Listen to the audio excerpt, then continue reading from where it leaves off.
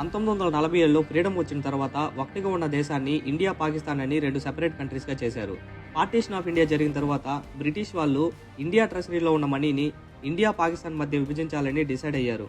Total cash బ్యాలెన్స్‌లో పాకిస్తాన్‌కి 75 కోట్లు ఇవ్వాలని డిసైడ్ అయింది. మొదటి ఇన్‌స్టాల్‌మెంట్‌గా 20 కోట్లు ఇచ్చారు. మిగతా 55 కోట్లు ఇవ్వాల్సి ఉంది. కానీ ప్రాబ్లం ఎక్కడ స్టార్ట్ అయిందంటే 1947 అక్టోబర్‌లో కాశ్మీర్ ఇష్యూ స్టార్ట్ అయింది. పాకిస్తాన్ సైడ్ నుంచి ట్రైబల్ ఫోర్సెస్ కాశ్మీర్‌పై అటాక్ చేశారు. పరిస్థితి వార్ లాగా మారింది. అప్పుడు ఇండియన్ గవర్నమెంట్స్లో ఉన్న కొంతమంది లీడర్స్ ఇలా అన్నారు, పాకిస్తాన్ మన మీద ఇండైరెక్ట్గా వార్ స్టార్ట్ చేసింది. ఇప్పుడు 55 కోట్లు ఇవ్వడం కరెక్ట్ కాదు అని పేమెంట్ని టెంపరీగా హోల్డ్ చేశారు. కానీ మహాత్మా గాంధీ దీనికి ఒప్పుకోలేదు. ఆయన అభిప్రాయం ప్రకారం అగ్రిమెంట్ ఇచ్చాక బ్యాక్ అవ్వడం తప్పు, ఇండియన్ మోరల్ కమిట్మెంట్ ఫాలో అవ్వాలని చెప్పేవారు. మహాత్మా గాంధీ 1948 జనవరి ఢిల్లీలో నిరాహార దీక్ష స్టార్ట్ చేశారు. ఆ దీక్షలో కమ్యూనల్ వైలెన్స్ స్టాప్ చేయడంతో పాటు పాకిస్తాన్కి ఇవ్వాలని డిసైడ్ అయిన 55 కోట్లు రిలీజ్ చేయాలని కూడా డిమాండ్ చేశారు. జనవరి 13 నుంచి జనవరి 18 వరకు 5 రోజుల పాటు నిరాహార దీక్ష కొనసాగింది. గవర్నమెంట్ మీద మోరల్ ప్రెషర్ పెరగడంతో ఫైనలీ క్యాబినెట్ డెసిషన్తో ఆ 55 కోట్లు పాకిస్తాన్కి రిలీజ్ చేశారు. నాథురం గాడ్సే అభిప్రాయం ప్రకారం పాకిస్తాన్ కాశ్మీర్లో ఫైట్ చేస్తుంది.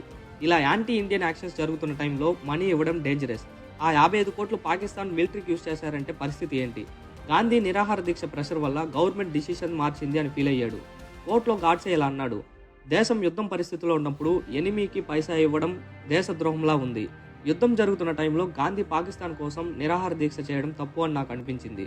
అందుకే గాంధీజీని చంపవలసి వచ్చింది. గాంధీ పాకిస్తాన్కి ఫేవర్గా చేసిన విషయాల్ని, నాథురం గాడ్సే ఇంకా కోర్టులో గాంధీ గురించి చెప్పిన విషయాల్ని, ఆ టైంలో పాలిటిక్స్లో మహాత్మా గాంధీ ఇంపాక్ట్ గురించి ఈ వీడియోలో డిస్కస్ చేసుకుందాం. జనవరి 20, 1948 ఢిల్లీ బిర్లా మందిర్లో ప్రార్థన సమావేశం జరుగుతుంది. అకస్మాత్తుగా ఒక బాంబు పేలుడు, గందరగోళం, భయంతో పరుగులు తీసిన జనాలు. ఆ రోజు లక్ష్యం ఒకటే, మహాత్మా గాంధీని హత్య చేయడం. కానీ ప్లాన్ పూర్తిగా అమలు కాలేదు. గాంధీ గారు సురక్షితంగా బయటపడ్డారు. ఆ కుట్ర వెనుక ఉన్నవారిలో ఒకరు నాథురం గాడ్సే.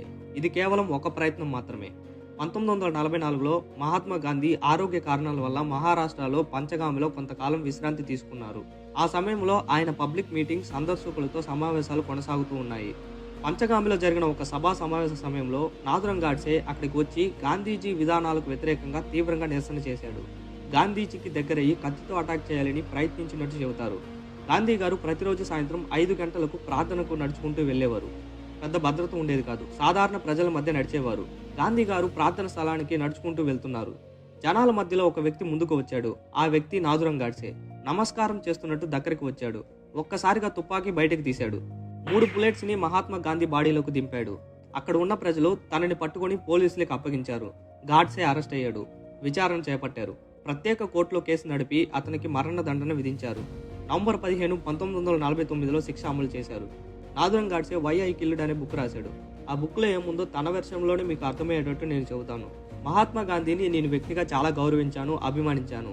కానీ ఆయన రాజకీయ నిర్ణయాలు దేశానికి హానికరం. నా చర్య వ్యక్తిగత భావోద్వేగం వల్ల కాదు, రాజకీయ ఆలోచన వల్ల జరిగింది. దేశ రక్షణ కోసం నేను ఇలాగ చేశానని చెప్పాడు.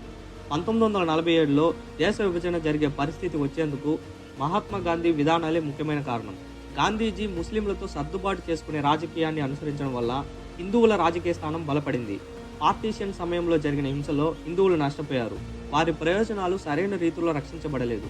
దేశం విడిపోవడం ఒక విషాదకర రాజీ అని, దాన్ని అడ్డుకోవడంలో గాంధీ విఫలమయ్యాడని ఆ బుక్లో ఉంది. 1946లో మహమ్మద్ జిన్నా సెపరేట్ కంట్రీ కావాలని కోల్కతాలో అటాక్ జరిపాడు. దీంట్లో చాలా మంది హిందువులు చనిపోయారు.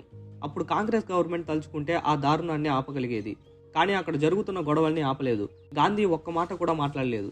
ముస్లిం లీగ్ అగ్రెసివ్ పాలిటిక్స్కి గాంధీ అపోజ్గా స్ట్రాంగ్ యాక్షన్ తీసుకోలేదు. హిందూ కమ్యూనిటీ ప్రొటెక్షన్ కోసం గాంధీ ఫర్మ్ స్టాండ్ తీసుకోలేదు. ఇవి నాకు చాలా బాధ కలిగించేలాగా చేశాయి. మహాత్మా గాంధీ హిందుస్థానీ అనే లాంగ్వేజ్ని నేషనల్ లాంగ్వేజ్గా తీసుకురావాలని ట్రై చేశాడు. హిందుస్థానీ అంటే హిందీ, ఉర్దూ కలిసిన లాంగ్వేజ్. ముస్లింలు ఎక్కువగా ఉర్దూ మాట్లాడేవారు. అందువల్ల ఒక కామన్ లాంగ్వేజ్ ఉండాలి అని హిందుస్థానీని తీసుకురావాలని ట్రై చేశాడు. ఇది హిందువులకి, ముస్లింలకి మధ్య గొడవలు అయ్యేలా చేసింది. హిందువులకి ఈ విషయం అస్సలు నచ్చలేదు. దీనికి గవర్నమెంట్లో ఉన్నవారు కూడా ఎవరు సపోర్ట్ చేయకపోవడంతో ఆగిపోయింది. గాంధీజీ అహింసతో న్యాయం జరుగుతుందని ఎక్కువగా నమ్మేవాడు. ఇది దేశ రక్షణకు మంచిది కాదు. ఎవరైనా మన ఇండియా మీద దాడి చేసినప్పుడు అక్కడికి వెళ్ళి అహింసతో పోరాడతాను అంటే మన ఇండియా బలహీనమని తెలుస్తుంది. మీ ఇంటి మీదకి వచ్చి ఎవరైనా దాడి చేస్తే మీరేం చేస్తారు? అహింస అనే పేరుతో సైలెంట్గా ఉంటారా? నాన్ వైలెన్స్ అనే పేరు చెప్పి నేను శాంతియుతంగా పోరాడతానని చేతులు కట్టుకొని ఉంటారా? హింసాత్మక పరిస్థితుల్లో అహింస పనిచేయదు. అహింస మార్గంలో దేశ రాజకీయాలను శాసించడం తప్పు. దేశ రక్షణ కోసం కొన్నిసార్లు హింస తప్పదు. అహింస మార్గాన్ని ఎంచుకున్న భారతదేశాన్ని నడిపిస్తున్న గాంధీజీ విధానాలు సరికాదు, రియల్ లైఫ్లో సెట్ కాదు. మనం పురాణాల్లో కూడా రాముడు రావణాసురుని చంపేశాడు. కురుక్షేత్రంలో అర్జునుడితో ధర్మం గెలవాలి అంటే పార్థా నువ్వు యుద్ధం చేయాలి అని చెబుతాడు. గాంధీ అహింస మార్గం అనేది దేశ రక్షణకు హానికరం. గాంధీ నేను తీసుకున్న నిర్ణయాలు మాత్రమే నడవాలి అనుకునేవారు. వేరే వాళ్ళ నిర్ణయాలతో గాంధీకి పని లేదు. అప్పుడున్న కాంగ్రెస్ గవర్నమెంట్ కూడా వేరే దారి లేక గాంధీజీ తీసుకున్న నిర్ణయాలకి కట్టుబడాల్సి వచ్చింది. గాంధీజీని చంపిన తర్వాత నన్ను ఉరి తీస్తారని నాకు తెలుసు, మా ఫ్యామిలీ పరువు పోతుందని నాకు తెలుసు. కానీ దేశ రక్షణ కోసం నేను ఈ పని చేయవలసి వచ్చింది.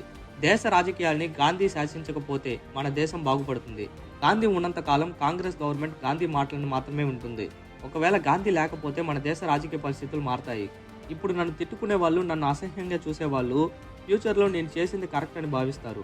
నాథురాం గాడ్సే గాంధీజీ గారి గురించి కోర్టులో ఈ విషయాల గురించే చెప్పాడు. కానీ నాథురాం గాడ్సేకి 1949 నవంబర్ 15న శిక్ష అమలు చేసి ఉరి శిక్షను విధించారు. ఇంతకీ మీరు ఏ సైడ్ ఉంటున్నారు? నాథురాం గాడ్సే చెప్పింది కరెక్ట్ అనుకుంటున్నారా, లేదా గాంధీజీ విధి విధానాలు కరెక్ట్ అనుకుంటున్నారా? మీ అభిప్రాయాన్ని ఖచ్చితంగా కామెంట్ సెక్షన్లో షేర్ చేయండి. ఇప్పటిదాకా నా ఎక్స్ప్లెనేషన్ నచ్చితే సబ్స్క్రైబ్ చేసి సపోర్ట్ చేయండి.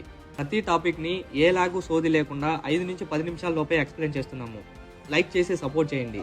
Thank you for watching.